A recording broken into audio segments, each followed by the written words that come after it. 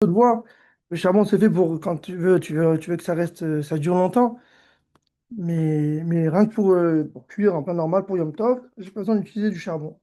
Répond la Gemara, non, Tanir Apria, il nous a enseigné l'onit tzrecha, tout ce que la Mishnah a eu besoin de l'enseigner, et là, les mosran, le olairin. Les bobayom, c'est pour les transmettre. Les mosran, c'est pour être mosser au temple, pour les transmettre. Le olairin, donc il dit Rashi, c'est ceux qui réchauffent les bains publics. Eux, ils ont besoin effectivement du charbon. Parce que sans charbon, ça va s'éteindre très rapidement. Donc, pendant Yom Tov, j'aurais pu penser que j'ai le droit de créer, de transformer du charbon pendant Yom Tov. La Mishnah dit malgré tout, c'est interdit parce que ça s'appelle, c'est comme créer un cli. C'est comme créer un ustensile. J'ai une question. Oui. On avait dit au tout début que le CLI, en fait, c'était un CLI, ça pouvait recevoir quelque chose. Ça, c'est par rapport au nerf, hein, c'est vrai.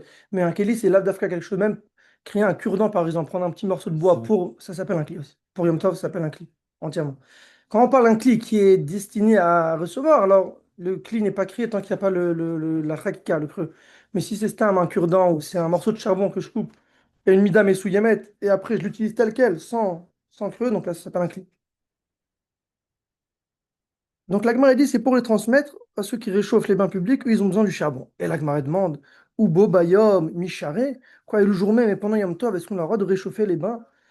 Le bain, on sait très bien qu'il y a une xéra. Bien que Minatora, pendant Yom Tov, on peut se doucher à l'eau chaude. On peut même chauffer de l'eau chaude, allumer du feu. Parce que pendant Yom Tov, il n'y a pas de problème d'allumer du feu, et pour cuire, et pour se chauffer, pour chauffer l'eau.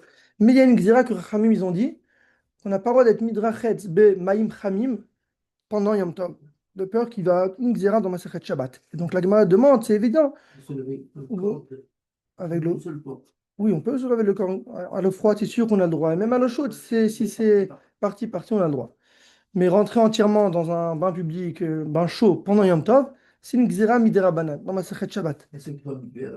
Mikvé, ils vont dans l'eau froide, et sinon il y a des éthérimes. Il y a des éthérimes, même pendant Shabbat, d'ailleurs. Alors la Gemara elle se pose la question, Obo Bayom Micharé, donc c'est évident. Le jour même, on n'a pas le droit de faire chauffer du bois, de faire chauffer l'eau pour se baigner. Répond la Gemara, Kedama Rava, comme nous a dit Rava ailleurs, les Azia, les Kodem Gzer. On ne parle pas qu'il réchauffe l'eau pour se tremper, mais seulement les Azia, c'est pour transpirer. On va voir ça dans Rachid. Achanami les Azia, ici, dans le Mishnah, ici, on parle du cas qui fait, il fait chauffer l'eau. Donc, il a besoin de son charbon rien que pour Asia, pour un genre de hammam, un sauna exactement. Vekodem Gzera. Mais la Gemara, elle précise que même ça, c'est avant la Gzera. Parce que même le sauna, la Gemara dans Shabbat, elle dit il y a une Gzera.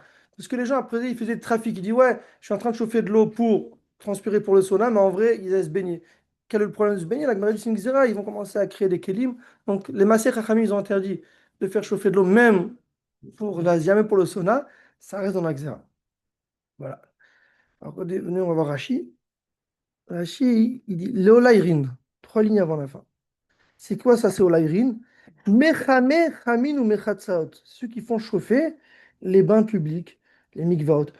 Ve'afalgav de l'etzorech Yom Tov enosin. Donc, bien que c'est pour Yom Tov que ils font chauffer le bain. Donc, j'aurais pu penser qu'on a même le droit de créer du charbon, des péchamim pendant Yom Tov. La Mishnah elle dit que non, parce que c'est un problème de Asiyat Keli.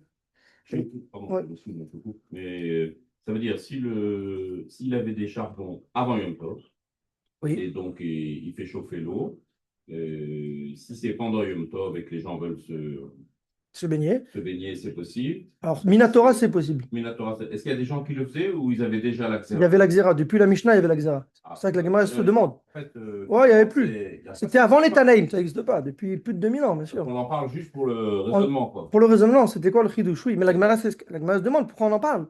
Et à la fin, la Gemara dit c'est pas pour se baigner, c'est pour être mazia. Que du temps de la Mishnah, quand la Mishnah était enseignée, il n'y avait pas encore cette Xéra. Ça veut dire De... ni de ça, ni de ça? Non, la première, il y avait. Ah, il y avait la première, Pour se mais pas la tremper, mais seconde. pas à la seconde. Et cela, Mishnah, elle dit, même pour la seconde, c'est-à-dire même pour transpirer que ça, c'est permis. Si tu as déjà du charbon, tu n'as pas le droit de créer du charbon pendant Yom Tov. Ah, Mais d'accord. après la Mishnah, le temps des Moraïm, un peu plus loin dans la Gemara, ils ont été gozer même Il y a eu une pour. deuxième Et une xéra. deuxième C'est pas une Xéra. suite. Une suite, c'est une suite, parce qu'ils ont vu Ouais, que c'est les gens, ils intéressant. trafiquaient. Ils disaient qu'ils chauffaient de l'eau pour être mazia, pour transpirer, mais en vrai, ils allaient se tremper à l'intérieur. Donc, ok.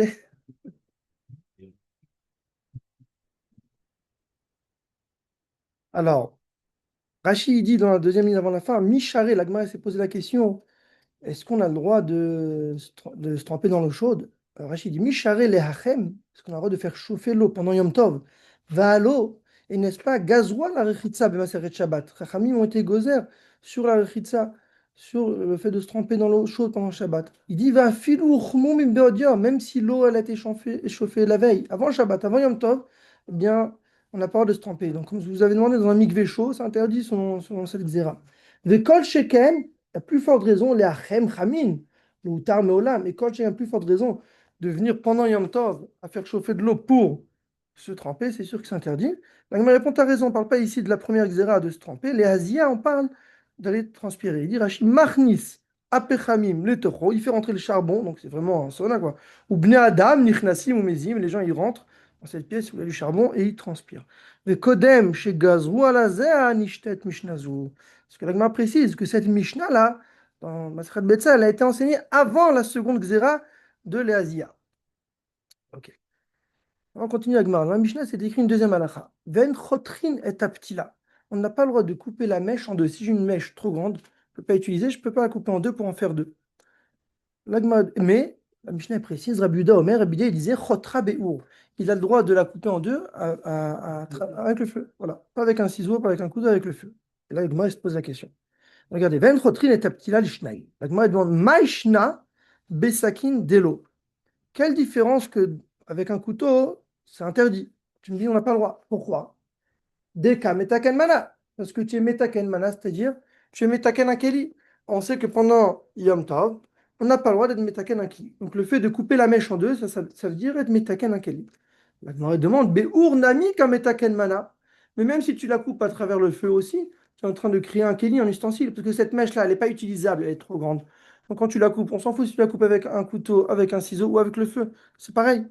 Le problème, c'est de la couper en deux, d'en faire, de la rendre apte à l'utilisation. Ce qu'on appelle metaken mana. Répond la Gemara. Tanera priar, après elle nous a enseigné comme ça. Chotra beur bepish teinerot. La Mishnah en parle, pas que Bémet, avant qu'il place, qu'il dispose la mèche dans le nerf, il la coupe. D'abord, il met ses deux nérotes, il met la mèche d'un nerf à l'autre, et après, quand il vient allumer, il allume au milieu automatiquement. Ça s'allume. Alors, c'est quoi la réponse d'Agmara? La réponse d'Agmara dit qu'on ne voit pas que tu es en train d'être métaken un keli. Parce que c'est pas que tu l'as fait au préalable. D'abord, tu as préparé la mèche, après tu l'as mise. Pachou, tu es en train d'allumer. Et automatiquement, quand tu allumes, ben, il y a deux nérotes qui sont allumées. Donc, il n'y a pas un problème de métaken keli. Comme ça, Rapria nous a enseigné. Continue Agmara. Amar Rav Natan Barava Amara.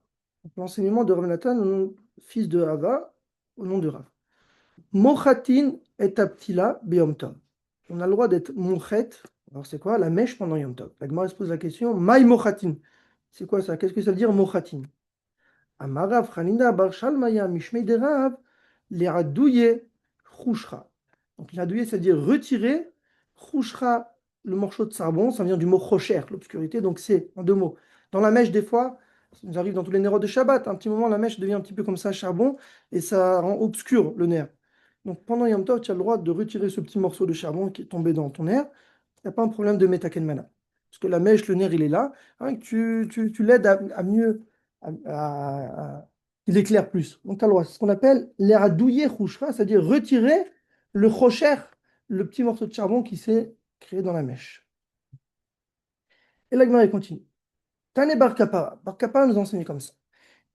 Shisha Dvarim. Donc, Shisha Dvarim, Neemru Beptila. Il y a 6 choses qui ont été dites à propos de la mèche. 6 enseignements. Beptila. Shalosh Leachmir, Ve Shalosh Leakel. Il y en a 3 qui viennent faire une khumra, ce qui concerne la mèche, et 3 qui vont faire une kula. Et la Gemara, elle explique. Leachmir. Quelles sont les 3 choses qui viennent être mahmir? Premièrement, En Godlin Ota Lekatrila Beyom Tov. On n'a pas le droit de godlin, c'est-à-dire de créer la mèche. Comment on traduisait ça? C'est machin goudal, machin gdilim ta'aselecha, comme les tzitzit. On traduit, bon, voilà, c'est pas tisser, mais c'est créer le fil. Filet. Ok, donc on a compris. Donc c'est ça l'union de tresser. Non, c'est pas tresser.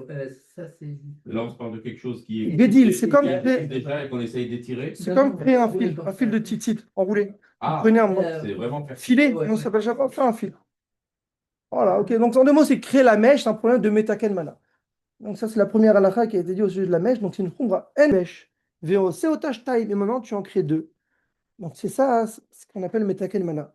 Transformer une mèche en deux, ça s'appelle créer un cli. Bepish tenerot. Alors de quoi la Gemara a répondu? Noten shnerashea betor shtenerot. Il met les deux extrémités de la mèche, chaque extrémité dans un autre nerf, dans un autre réceptacle. Im tsarich leadlikan keachat. Si tu as besoin de les allumer, bien sûr, en même temps, les deux en même temps. Ou madlik, baemtsa, il est madlik au milieu.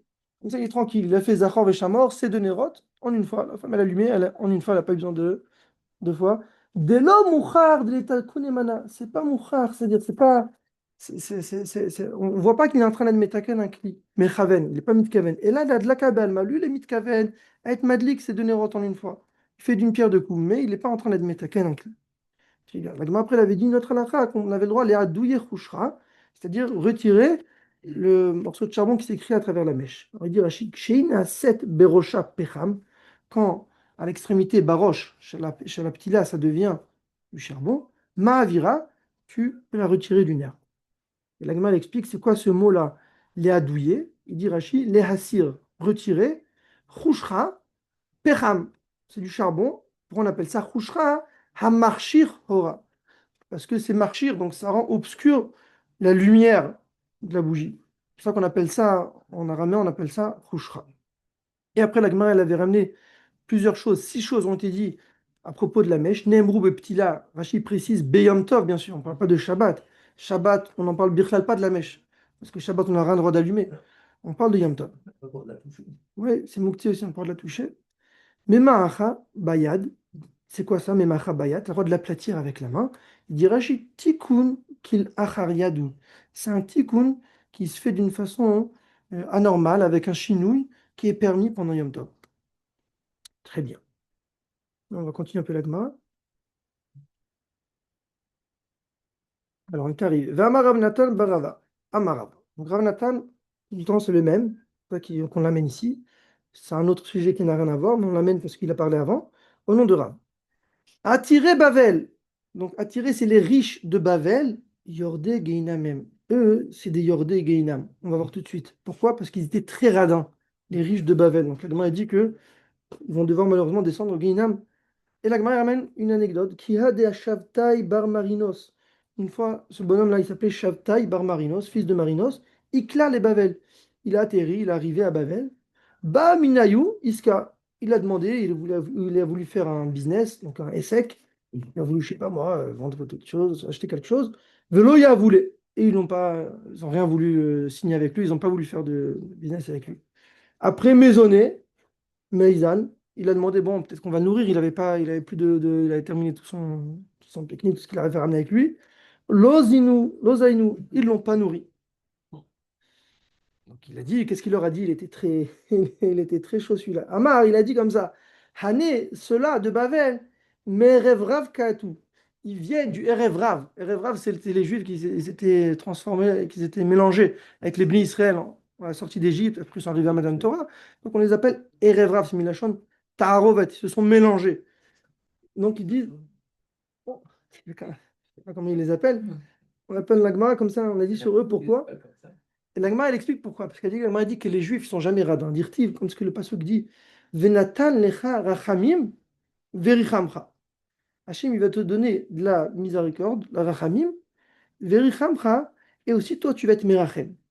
Pourquoi? Et ça a été dit sur Avram Avin. L'Agma dit comme ça. Quand la merachem à la biriot, chacun qui a de la miséricorde, de la pitié sur les briotes d'Hachem, donc c'est sur les créatures d'Hachem, alors, Beyadoua, Shehu Mizar Osh l'Avram Avinu. C'est une preuve que lui fait partie de la descendance, il descend de Avram Avinu. En deux mots, c'est un juif depuis c'est du zéro d'Avram Avinu. Mais malheureusement, avec Cholmi She'eno Merachem ala Birot, quelqu'un qui est cruel, donc il n'est pas Merachem sur les créatures d'Hachem, alors Beyadoua She'eno Mizar Osh l'Avram Avinu, il ne fait pas partie de la descendance d'Avram Avinu, non. On apprend ça du Pasuk, que Venatan Lecha Rachamim Vericham pareil qu'Hachem, il a tout le temps de la miséricorde avec nous. Alors nous aussi, il faut être Merachem. Donc lui, ce Shavtai Barbarinos, il est arrivé à Bavel. Il a dit même me donner un verre d'eau, un petit morceau de pain. Ils sont pas prêts, ils sont très cruels. Il a dit Kaniré, que c'était des Juifs. Kaniré que c'était du Erevrav. Ok. La Gemara continue, regardez. V'amar Rav Natan barava, tout le temps, Amarav, tout le temps le même Rav qui parle. Kol hametzape al shulchan acherim, tout celui qui attend de la table d'autrui, c'est-à-dire de se faire nourrir des autres, donc il fait l'aumône, c'est un homeless. Alors lui, Olam Chocher Bado, lui, Bémet, le monde, il est obscur pour lui. Donc c'est pas un derech, là, comme on a dit. C'est une obscurité. Chez Nehemar, et on ramène ça du Passouk, c'est un Passouk qui a été dit, là il nous le ramène à côté, dans Iyov. Dans Iyov, c'est écrit comme ça. Noded hu lalechem. Donc quelqu'un, un odette, c'est quelqu'un qui bouge d'un endroit à l'autre pour du pain, justement pour qu'on le nourrisse. Alors, Aye Yada Kinachon Beyado Yom Procher. Lui, tout ce qu'il va savoir, ce sera que l'obscurité. Donc en deux mots, ça s'appelle vivre dans l'obscurité, quelqu'un qui est metzapé al shulchan acherim. Et Rafrizda, il rajoute encore plus fort, Rafrizda Amar, Rafrizda, il rajoute Afrayav Enam Chaim. Même sa vie, ce n'est pas une vie, parce que tout le temps, il doit être sommaire, il doit attendre des autres, et comme ça s'appelle pas, tu peux pas vivre comme ça. Il dit Rashi. Rashi dit comme ça. Yorde Geinam Hen, donc on avait parlé de Yorde Geinam, pourquoi? Sheinan Merachamim la Tzedaka. Ils ne sont pas Merachim de faire la Tzedaka. Iska, c'est quoi Iska? Srora, les Istaker, les Machatit Sachar. Il a voulu faire du business pour Machatit Sachar, c'est-à-dire faire moitié-moitié quoi, des Revachim. Alors après, il a demandé maisonner, Shal, même maisonnote. Mais ils ne l'ont pas nourri. Après, il leur a ramené le pasouk qui dit Venatan echa rachamim sheterachem ala biriot. Kasher nishba lavodecha. Mi sheyesh lo rachamim mizaro shel avot. Après, on avait dit Choshach, Olam Chosher Baado, Kenegdo. Kemo Shachat Baado. Klomar Chosher Parus Lefanav. Akol alav ke Chosher. Tout est obscur pour lui. La Gemara continue. La Gemara continue comme ça. Fais-nous Rabbanan. On a enseigné dans la Braïta. C'est une Tosefta. Shalosh Chayehem Enan Chaim. Il y a trois types de personnes qu'ils n'ont pas dit. Leur vie, c'est pas une vie. Velouen, et voici. Premièrement, ce qu'on a vu avant, un Metzapé, les Shulchan, Chavero. Metzapé, c'est quelqu'un qui attend la table de son ami. Il attend de se faire inviter. Ouais, ici, on parle l'avdavka de quelqu'un qui n'a pas de quoi manger, hein. Il mange. Mais il rêve qu'on l'invite dans des trucs grandioses, tout ça. Ça s'appelle aussi Metzapé, le Shulchan, Chavero. Il attend qu'on l'invite. Donc, Chayem et Nam Chaim, c'est pas une vie, là, comme on a dit. Deuxièmement, alors celui-là il est intéressant, Umi chez Ishto Moshelet Alav. Et celui que sa femme, donc voilà, lui c'est vraiment, il n'a pas de vie parce qu'il ne peut pas bouger. Tout ce que sa femme lui dit, elle est Moshelet, c'est-à-dire elle le gouverne, elle le dirige. Ok. Troisièmement, Umi chez Sourin Moshlin Begoufo. Malheureusement, quelqu'un qui est souffrance, il gouverne, c'est-à-dire ils sont sur son gouffre, sur son corps. Donc lui aussi, il n'a pas de vie, parce qu'il a de souffrance, il sourine, c'est des maladies, donc lui aussi, il a du mal à vivre. Bon. Veyesh Omrim, il y en a qui disent, Af mi she'eno ela chalouk echad. Même celui qui a qu'un habit. Et pourquoi? Parce qu'il ne peut jamais le laver. Du fait qu'il a qu'un habit, donc il va rester, il va tout le temps rester ça. Malheureusement, lui aussi, il n'a pas de vie. Alors pourquoi? C'est qu'il y a Shambrim. La Gemara demande, le Tanakama est le premier Tanakama. Ouais, lui, il en a dit qu'il n'y en avait que trois. Pourquoi il n'a pas nommé aussi celui-là? Répond la Gemara, Efshar, des Merayen, Bemane. Eh ben, il peut nettoyer son habit quand il est encore sur lui, dit Rachid. Donc c'est pas tellement grave. Bon, il faut comprendre, on sait qu'il y a d'autres choses, il y a d'autres souffrances dans la vie. La Braïta, elle a énuméré que ces trois souffrances pour dire que Chayem Enam Chayim. Il y a beaucoup ici de Mefarshim qui l'expliquent, mais comme ça, la Gemara nous enseigne. Il dit Rashi, euh, Mishelo el achalukecha. Donc, quel est le problème de quelqu'un qui a qu'un habit? Il dit Rashi, En yachol lechabso. Il ne peut pas le laver. Et alors, le bonhomme, il a décidé de rester comme ça. Il dit non, il y a un problème. Vekinim metzarim oto. Et les poux, donc tous les microbes, ils sont metzarim oto, ils le font souffrir. Et le Tanakama, lui, il l'a pas enseigné. Pourquoi des merayen bemané? Il peut être merayen bemané, c'est-à-dire dans son beged. Il dit Rashi, mais fallait être kelav minakinim. Il peut nettoyer, il peut enlever les poux de son chalouk, de son habit. Oui, c'est donc on avait vu